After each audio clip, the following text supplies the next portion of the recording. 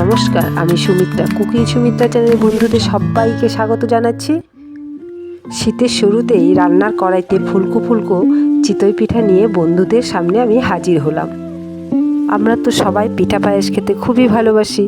এই ফুলকো ফুলকো চিতই পিঠা রান্নার কড়াইতে একটিও ভেঙে যাবে না, এমনভাবে করব। শুরু থেকে শেষ পর্যন্ত ভিডিওটি ফলো করবেন।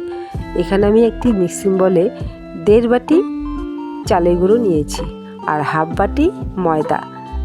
উষুম গরম জল দিয়ে আমি এটি গুলিয়ে নেব, একটি ভারী বেটার করে নেব। স্বাদ অনুযায়ী লবণ দিয়ে নেব।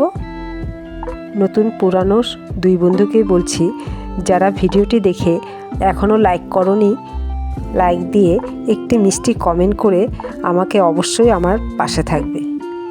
নতুন বন্ধুরা, আমার এর অনেক আগের ভিডিওতে ফুলকো ফুলকো চিতই পিঠার সাথে তিলের খিসার রেসিপি দেওয়া আছে, তোমরা দেখে নিও।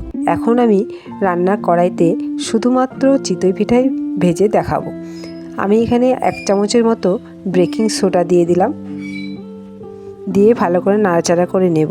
বেকিং সোডা দেওয়ার পরে আর রেস্টে রাখা যাবে না, এখন ভেজে নেব। গ্যাসে আমি কড়াই বসিয়ে সামান্য তেল দিয়ে টিস্যু পেপার দিয়ে আমি মুছে নিলাম। এখন আমি ছোট হাতা তো 2 হাতা করে দিয়ে আমি 2 মিনিট করে ঢেকে রেখে দেব। বন্ধুরা, এই রেসিপিটি যখন তখন করে খেতে পারো।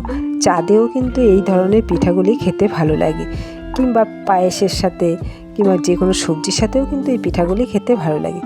আমি একটি ভেজে দেখালাম, আর একটি ভেজে দেখাচ্ছি। এখানে 2 মিনিট করে ঢাকা দিয়ে রাখতে হবে, সুন্দর উঠে যাবে। পিঠাগুলি এতটাই সুন্দর হয়, একটুও ভেঙে যাবে না। আমার সবগুলি পিঠা ভাজার পরে সামান্য চালের গুঁড়ো ছিল, এই বেটারটি আমি সামান্য লঙ্কার গুঁড়ো দিয়ে ভেজে নিয়েছি। লাস্টে এই লঙ্কার গুঁড়ো পিঠাটি খেতে খুবই ভালো লাগবে, ঝাল ঝাল।